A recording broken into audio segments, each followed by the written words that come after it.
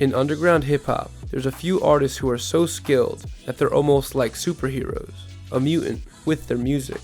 And one of the most revered heroes in the underground is a superpowered artist by the name of Jean Grae. Jean Grae was destined to become a musical genius. Her parents were popular South African jazz musicians in the 80s, with her mom starting her own record label and managing the career of both her and Jean's father. Jean started producing and engineering in the hip-hop world as a teenager. She was in love with the technical side of sound, and found her first true passion in orchestrating the beats before she ever even rapped. She would write raps in private until being convinced by a friend in the mid-90s to really pick up the pen. She formed the group Ground Zero with George Rhythm Martinez, and they would be featured in the Source magazine's Unsigned Hype in 1996, which proved to her that she should pursue rapping at this point full-time. Ground Zero would break up before they had a chance to release anything substantial, but she found a new home with the group Natural Resource. At this time, Jean was rapping under the name What, and even though the group didn't release much music together, she was still the clear standout on all of their tracks. The East Coast underground scene at the time was thriving, and she was on the ground floor, pushing the movement forward. The group broke up around 1998, and What would make the choice to pursue a solo career, and change her name to Jean Grae, a reference to one of the X-Men's most powerful mutants. And just like the Jean Grae of the comics, rapper Jean would rise out of the ashes of her What career with the power of the Phoenix Force, ready to make a career as one of the most talented and creative MCs alive. Her debut album Attack of the Attacking Things was released in 2002, and it was a declaration that she deserved to be taken seriously as an MC. Jean offered a new perspective from the other MCs of the time, and she had the technical skill to back it up. In 2003, she released the bootleg of the bootleg. There was an EP version and a much longer deluxe edition that was a true mixtape, with freestyles and throwaways. But her leftovers were as fulfilling as most main courses. Jean is so talented at crafting albums and being creative with how she puts them together. But projects like this highlight her incredible rapping ability itself, bar after bar.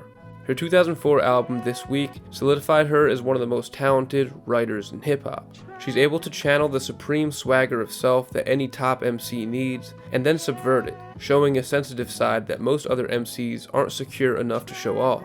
That same year, she teamed up with Ninth Wonder for the album Genius. The album had multiple covers, with each having Jean and Ninth sneaking onto classic hip-hop albums of the past, and it was fitting. This would have been Jean Grae's classic album, but unfortunately, due to sample clearances and label drama, the album was shelved. It ended up being released 4 years later officially, slightly altered to fix the clearance issues. And while it was still great, it didn't quite have the classic magic that the original did. That's the thing about Jean Grae. There were so many sliding doors throughout her career that could have resulted in her being one of the most well-known and revered lyricists in hip-hop. But after being on the wrong side of a couple of what-ifs, she ended up being the queen of the underground. People throw out the term your favorite rapper's favorite rapper all the time, but with her it might actually be true. Black Thought, Jay-Z, Talib Kweli, and so many other hip-hop legends hold Jean up as one of the lyricists who they respect most.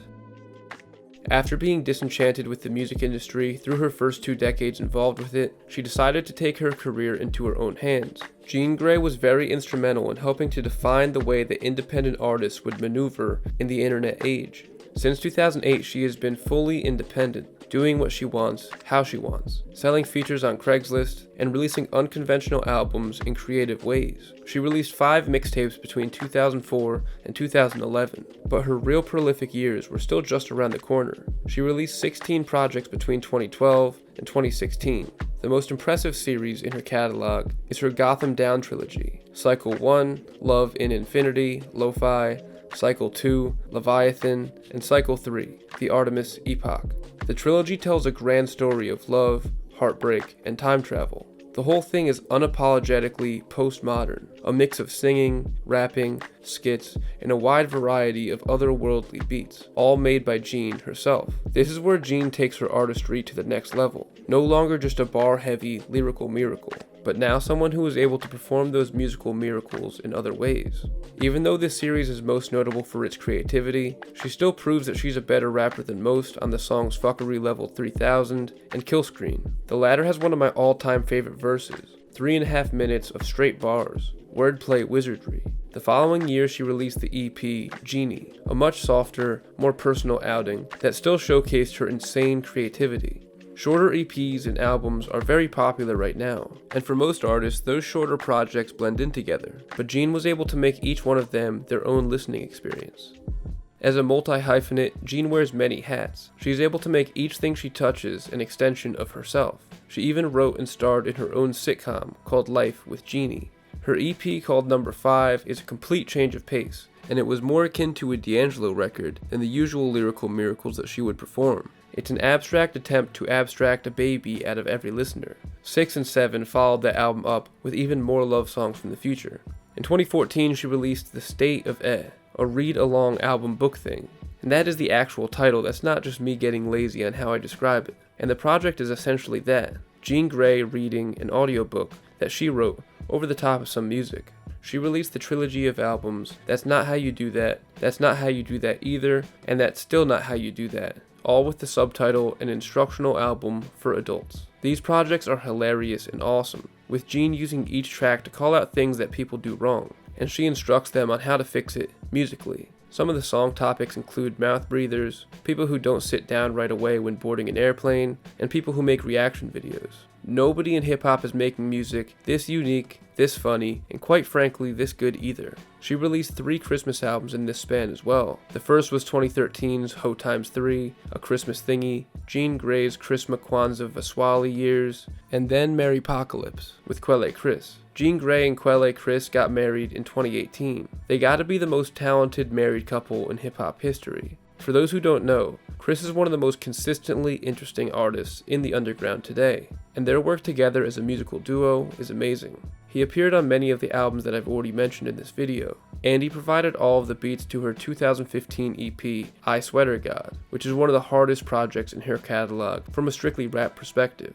The two released the full-length album Everything Is Fine in 2018. This dark comedic concept record is a satirical look at modern American life, while being one of the most exciting works of abstract hip-hop in the last decade. This was Jean's first real full-length project since Genius a decade earlier, so this was a crowning achievement of her career, the culmination of a decade of experimentation and growth. Jean had always had more to offer than her skills as a rapper. In recent years, she even became a minister and started her own non-denominational church. In the past couple years, her only albums have been talking records to help with meditation. There was Please Send Help and You Fucking Got This, affirmations to the modern persons. She's always writing scripts and plays and has new endeavors that I'm surprised by when I hear about them, even though I should expect the unexpected from her at this point.